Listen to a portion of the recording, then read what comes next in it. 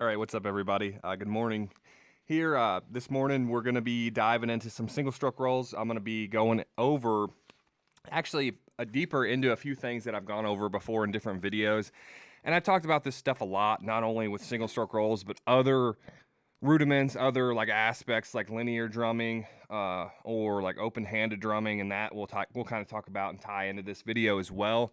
If you haven't already, hit that subscribe button, hit the bell notification, so that way you're notified every single time we upload a video here. I just want to throw it out there right away before we dive into these really helpful tips for your single stroke rolls, for getting them faster, for getting them cleaner, and maybe just you're looking for, hey, dude, I'm playing fast enough, I'm playing them clean enough. How can I play for longer? We're going to go over endurance as well.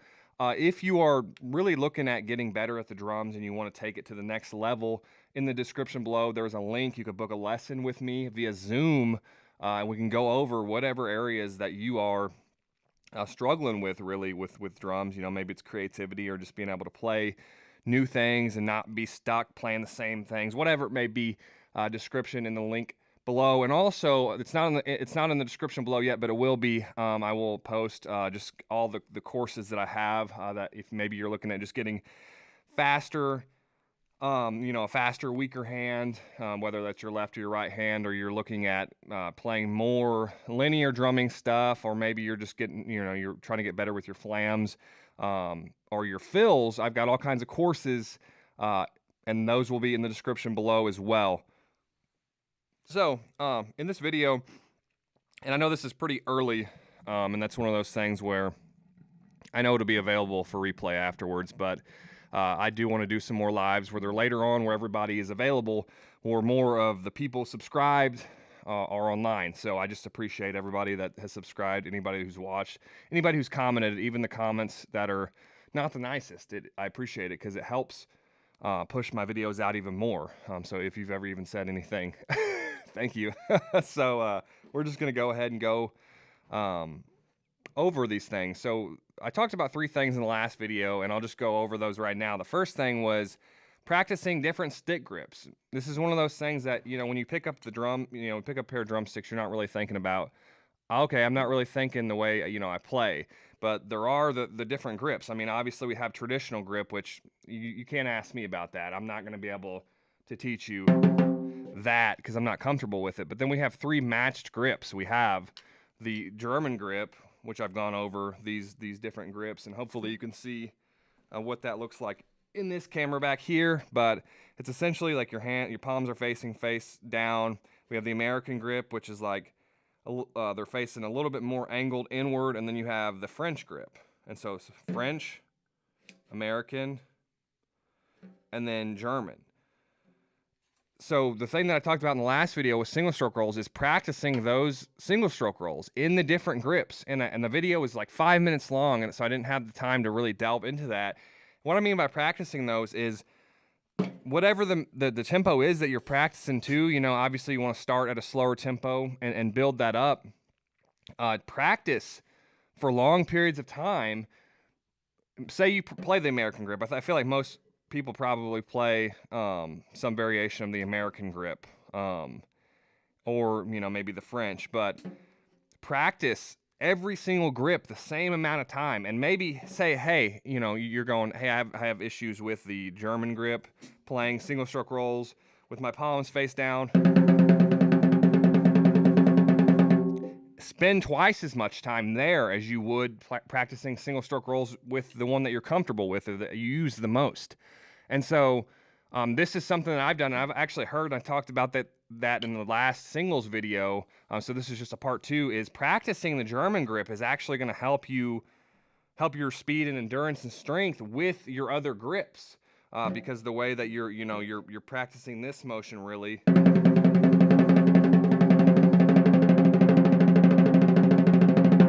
you're practicing that wrist motion, so it's going to transfer to the other grips in some way or fashion. It's going to help your other grips, and it's kind of the same sense of like, you practice heel toe or heel up and heel down with the kick drum. I've always heard practicing heel down helps your heel up, and vice versa there. So that's the same concept with practicing in the German grip. So I would recommend just sitting there, one of the exercises I talked about, and I've just talked about several times, is just starting slow, building that speed up.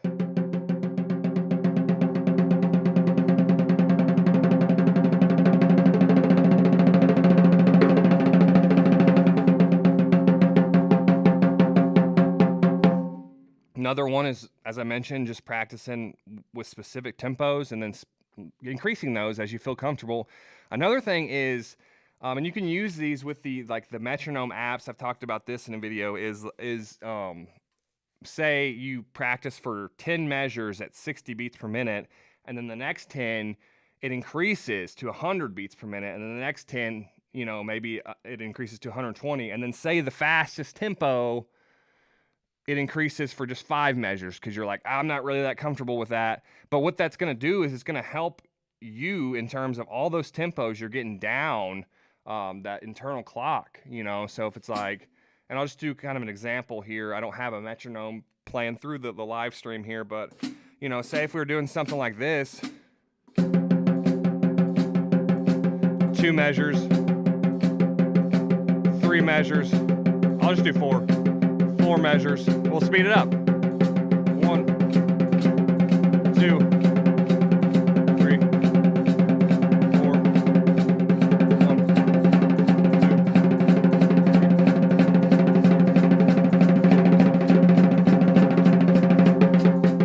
3. And then slowing it back down from there. So as you could see, that I was getting really fast.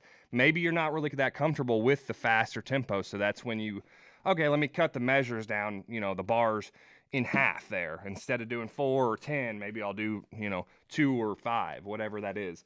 And so doing that, practicing with it. And so maybe you're saying, hey, dude, I don't really know what I can do with the French grip. And that's another thing, is like, just sit there and practice. It can get monotonous, and it's like, I'm not the first drummer, and I definitely won't be the last to kind of go over that. There are tons of drummers better than me that talk about just putting in the time and just over and over and over and over again. And it's super monotonous, and you may be wondering, why am I doing this? I'm not seeing any results. And that is when you start seeing results. And so with the French grip, the same concept there. You have your thumbs basically facing downward. If you can see up there in that camera, you're just doing this number.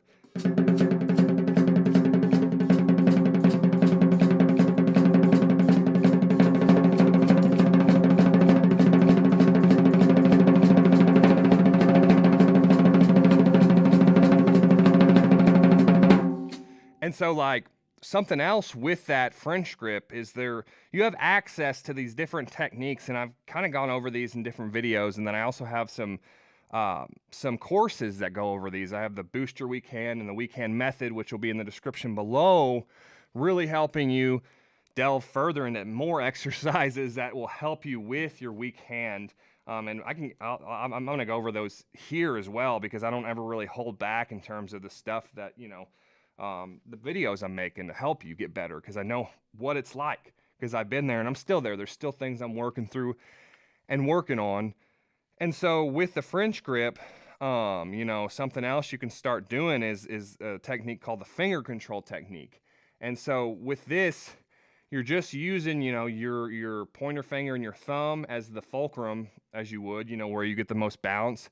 And your middle finger, ring finger, and pinky finger are the fingers that are, if you can see in that camera, that is where I'm getting all that,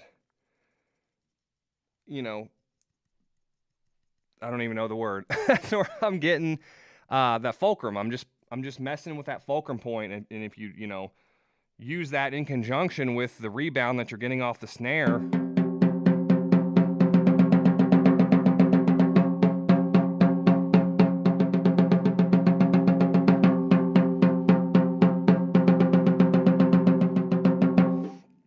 and so if that's difficult for you, maybe you're like, wow, I can't do that, or my fingers are sliding down.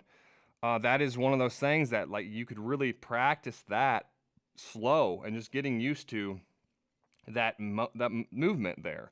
And so what you can do is you don't even have to start out with a tempo yet. Just get used to the way it feels and really spend some time there. And seriously, even this is practice.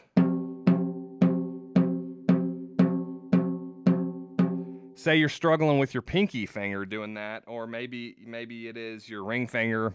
What, typically I feel like it's normally your weaker fingers. It's not so much your middle finger. But what I do is obviously practicing getting used to how that feels, as I was just doing, but then isolating those fingers, isolating the pinky, isolating the ring finger, and just doing it with those. My pinky finger, ring finger. So you're building up just essentially how you would a limb, because these, your fingers are being utilized for this finger control technique. If you're struggling with your pinky finger or your ring finger, spend twice as much time with those fingers as you would even the whole, all your fingers doing that exercise. And over time, what you'll find out is you're going to be able to hold that grip for longer. It's not going to slide so much. And so one of the exercises, as you're getting more comfortable with that, is, I talk about this a lot, is the double, and tons of drummers, I'll always say that, because this isn't anything new. Tons of drummers will like use this exercise where you double it. So say, for a measure, and I'll just do it right here for you. Well, I think I quadrupled that, so double.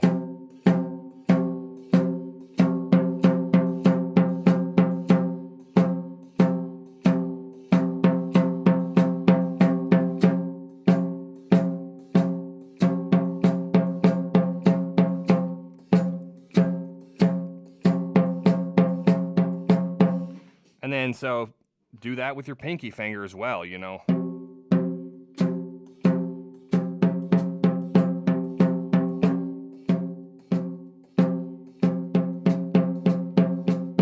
it's strictly just for the purpose of building that up. So when I do those, I'll literally take my ring and my middle finger off the stick, and it looks like that. It's weird, but it's you're not building up technique this way. It's just building up the strength in your weaker fingers there, and then doing those together.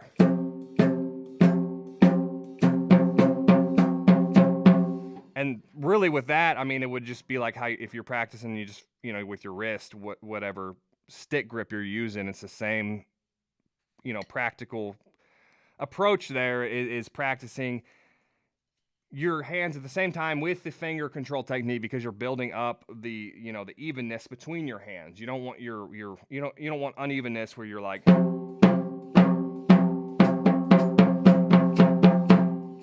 you want those stick heights to come up the same. And if you're using dynamics, you want to be able to,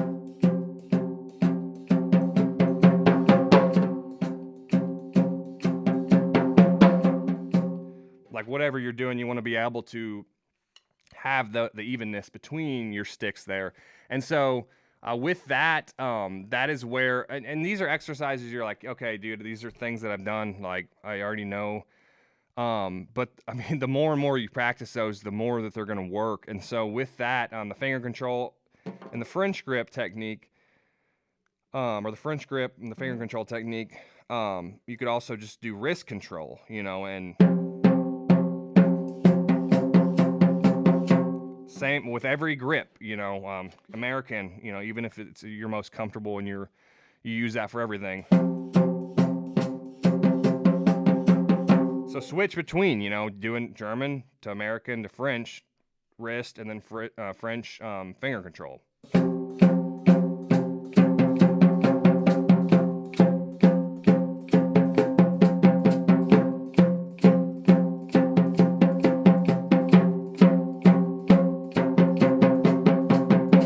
And you could obviously increase the length of that. I'm just doing a measure each for the sake of this live not being forever. But if you want to do that, hey, I'm going to do the finger control, the finger control, 20 measures, and then the next 20 measures I'm going to double that speed, and then go to just the French grip with the wrist control, no finger control technique, and do the same thing. And then say, you know what I mean? So it's just like you just play around with the different numbers of measures there. And obviously, even if you only have 10 to 15 minutes, you can get a lot done. You can get a lot more kind of, practice than you would really think, I know I've been there where I don't have a lot of time to practice and I just have to hone in on a few different things, but I'll still see results in a few months if I'm consistent with whatever it is, obviously. And if you have a goal in mind, like saying, hey, I want my single stroke rolls 10 beats per minute faster. And so with that, I talked about the different stick grips, and so that really leads me perfectly into this next segment that I talked about in the last video, and that is practicing leading with your left hand, which is my weaker hand. So if your right hand is your weaker hand, that'll be it. Practicing leading with your left hand, with your weaker hand. And so with that exercise where I was going back and forth between the hands and then doing those together, those are perfect for building up, for evening out your weaker hand, making it up to par with your dominant hand. And so something that I've said it a couple times in this video, and I'm just going to reiterate it again, is I always practice with my weaker hand twice as much as I did my dominant hand. And I've kind of was at the point where my weaker hand was stronger. It was faster. I actually still think to this day that my left hand finger control technique is faster than my right hand, and I'm right-handed. So I practiced, so I probably need to even that out myself here, taking my own advice. But being able to just lead with your left hand, and it feels weird at first, and you may be like, I don't really see how this is going to help me. I don't plan on doing that. In drumming, it's going to open up your creativity for one, but also it's just going to help you to be able to think about things a little bit differently, which I guess you could just really throw into the creativity aspect of it. But you're also not going to be so I think just creativity. Just throw the creativity umbrella over the whole thing. You're going to be able to play faster with your left hand. You're going to be able to not be scared to lead with your left hand. You're going to be able to play more open-handed stuff.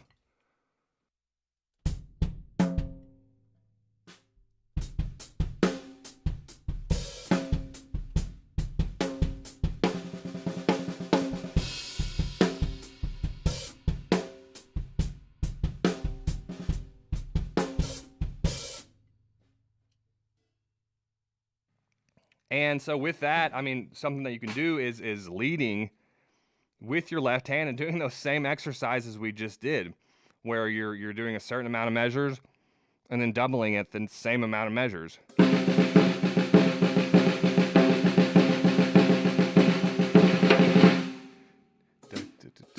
Yeah, it's gonna be okay.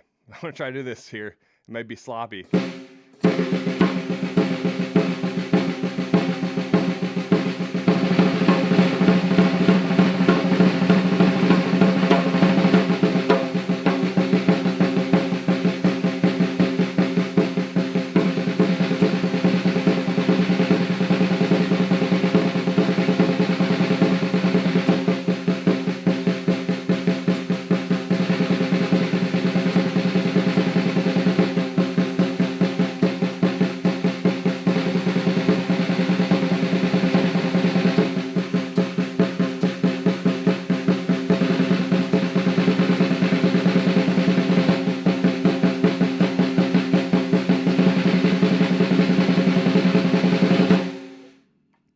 And when you're moving between making sure I'm not muted. And when you're moving between those different stick grips, don't be afraid to really experiment with the way in between even. You don't have to, if you're like, I don't know if I did that right, just kind of, move it back into place, and that's something that I've done a lot. Even, I don't know if it's really helpful for anything other than experimental or just kind of helping me to think about how I can play the single strokes a little bit differently. Because, with the finger control technique and the French grip, you're going to be able to play faster things like on the hi-hat. You could do that with the other grips too, but I feel like they all kind of have their own benefits. And with, and with German grip, something else, or German and or American grip, you have that molar method, which is another kind of technique where you can get the most amount of bounces for the least amount of work, I guess you could say, in just a short summary of it.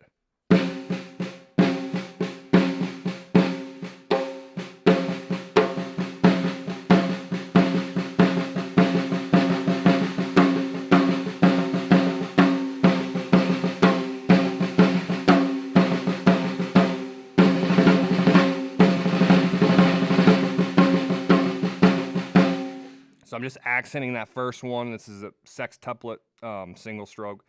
Just accenting that first one using kind of like a whip type. And there's like, I mean, you could go into the Moeller method further. There's just a few things really that I use a lot with the Moeller method. And it's really just using the energy from that initial accented.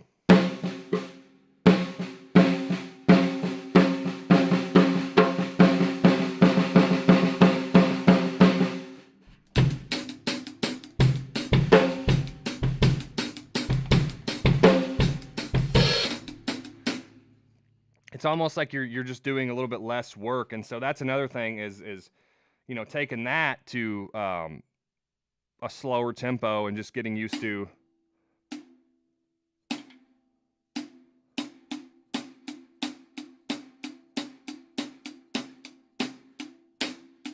because more or less you're doing the accented stroke, and then from that you're bringing it back up. It's like a tap, you know, so it's like not as accented as the first note, but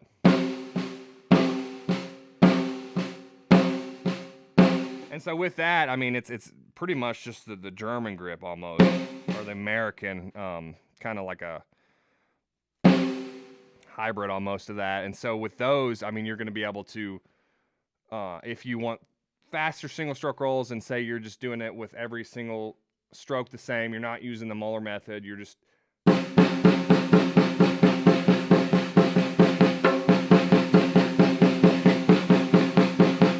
wanting to start incorporating the Moeller method, it's going to help with your speed a little bit. And I know the title of this video says instantly fast singles.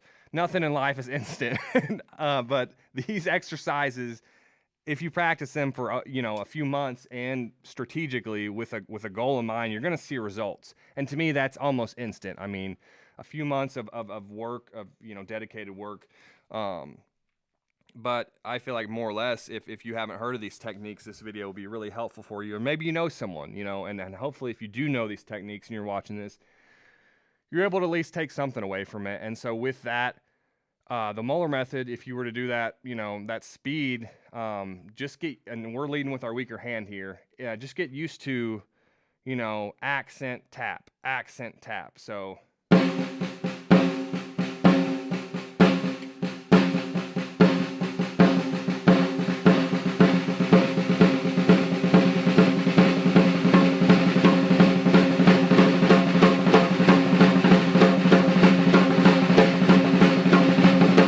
and there are different accents that you can really do within that whole sphere of like Moeller method, and one of the, and I'll do it slowly, but it's one of my favorite exercises actually to use with leading with my weaker hand. And it's a sextuplet based one, and all it is so it's like the first one is left, right, left, right, left, right, left, right. So it's like the first left is accented, the last right is accented, and then you repeat. So it's like first left, last right, back to the first left.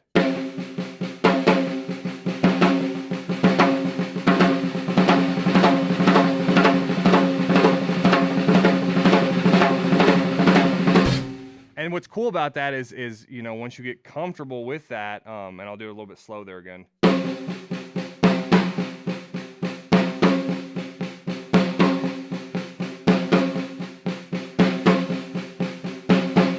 When you get more comfortable with that, I like to do this thing where it's like the right accent, I'll do the floor tom.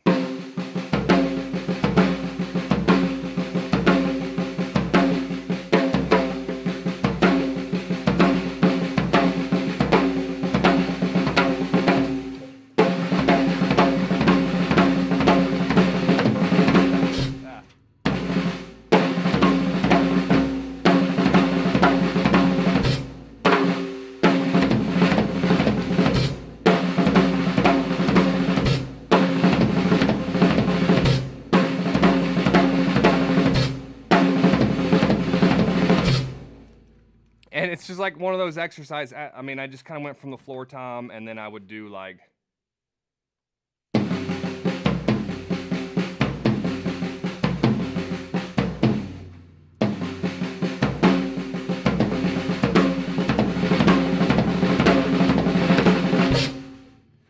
and it's like, well, it's just you'll hear like a lot of those like fills in hard rock music and even just classic rock music. Those sextuplet fills are always a fun thing to play. And so that Muller method technique is really going to help you, and you know that is obviously there are going to be more prominent accents within that. And so that is just like one of those things I will say you should add with just practicing, you know, even strokes, you know, maybe you want to accent those here and there. Another exercise with those, and it's kind of already we're already talking about accents, is moving that accent around. And so this is one that I had really delved into more recently, and the accents with that, as I said, I just moved it. So the first note, I'd accent the second note, the third note, the fourth note, and then I'd accent the first two, the second two, and then the last two, and then I do 1 and 3. And I've talked about these kind of like practice things in a lot of my other videos, whether or not we're talking about linear. I think a lot of linear I talk about these exercises, but I feel like even there's been other videos where I talk about it, but it's like so.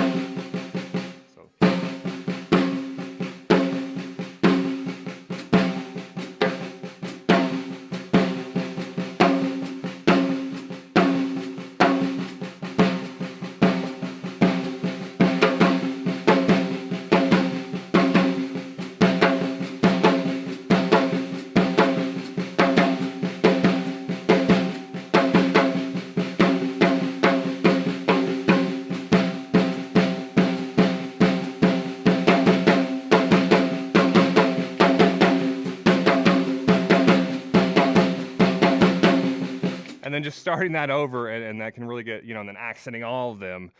And that's just one aspect. There are tons of different like ways that you can accent. You know, I'm just taking literally just a right, left, you know, and moving that around that. But you could take multiple right, lefts, and there are tons of other drummers who really delve into that like a lot further and really go into utilizing those accents. But those in and of themselves are going to be really powerful because they're going to help open up your drumming, and really accents are going to build up your strength too, and especially if you're leading with your left hand, like those exercises I was just doing, whether it be the Muller method, those accents, finger control technique, that is going to help your drumming in all aspects, not just single stroke rolls, other rudiments as well. And so something else that I've talked about, and I'll just kind of use this as kind of a segue into the end of this video, is practicing with weighted sticks. I talked about this in the last single stroke video, and you won't practice either power wrist builders or solid aluminum sticks. I don't practice on my drums or cymbals with these because I'm not a millionaire, and so I'd break everything. I'd bust up my heads. Obviously, I'd crack my cymbals, but you can practice with these, you know, and it doesn't have to be these. These are just an example. They don't even make these anymore. I contacted the people a few years ago, and I was like, hey, you guys still around? And they don't even make the sticks anymore. I think you can find some of them on eBay. But there are other, Ahead makes a pair of aluminum sticks. I think there's another company that makes a pair of aluminum sticks. But everything that I just talked about, practicing those with heavy sticks. And these I don't practice with for more than 15 minutes because I don't want to hurt my wrists. These are simply just to help move along. This is supplemental. It's to help move along the speed, the endurance, the strength of my hand chops. And so all those exercises,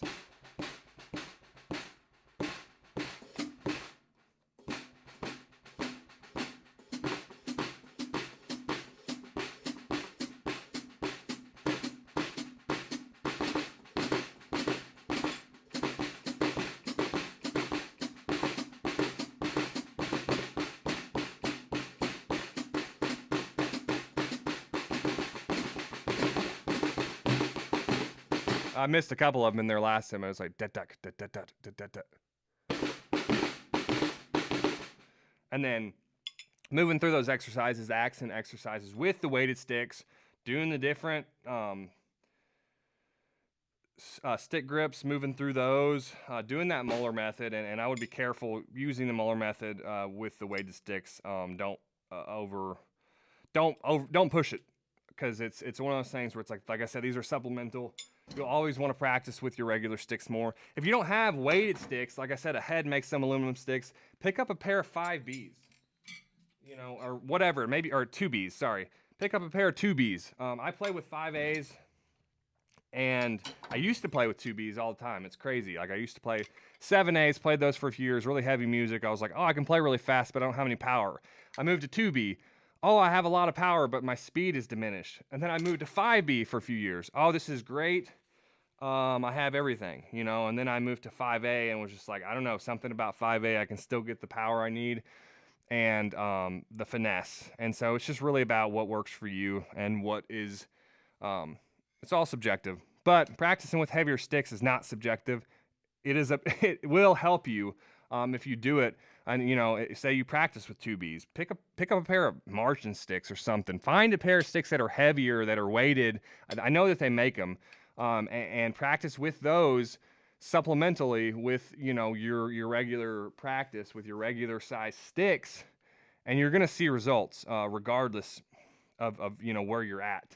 I will say, if you could take anything away from this whole video, everything that I talked about is important, and I personally practice these things that I've talked about. But weighted sticks, these are a game changer. I will tell you that. These, over the years, have increased my endurance dramatically, my speed dramatically, my control dramatically, and I will always vouch for how great these power wrist builder sticks are. I had a pair before. Like back in 2011, they were a little bit heavier, I think, than these, and they actually got stolen. We played a show in Pops at Illinois, and left my stick bag there. Had several pair of sticks, and then a pair of power wrist builders, and of course they got stolen. You know the name of the game there. That's how that happens. But I ended up having to get another pair. I was like, I got to do it.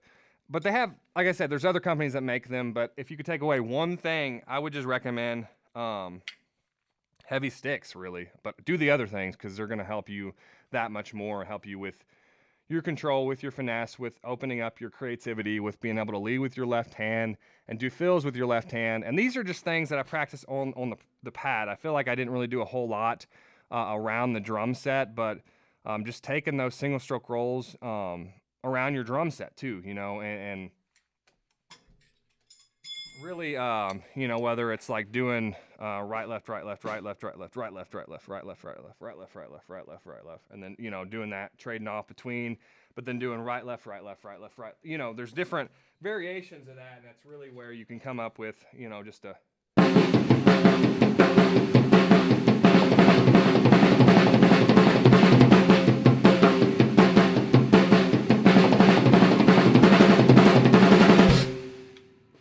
There's really just different, you'll hear a lot of, Seosin was always one of my favorite bands, and I feel like I took a lot from their drummer. And you'll hear it in all that, bunch of different genres, where it's like just crazy tom work. If you really want to up your creativity more, I'll throw that in there as well. Just randomize the patterns. There's not really a right or wrong way. I myself find fills that are just between the snare and tom really fast. It sounds cool, and then if you're incorporating the kick drum in there and doing, those quads or linear drumming, it's going to make it sound even more better and more creative. But with that said, I appreciate you tuning in here. Oh, thanks, Mark. He said the accents make it sound sick. So yeah, these accents will help you. Leading with your weaker hand will help you. Doing the different stick grips are going to help you. Spend time where it doesn't feel comfortable. That's where you need to spend the most time. But until next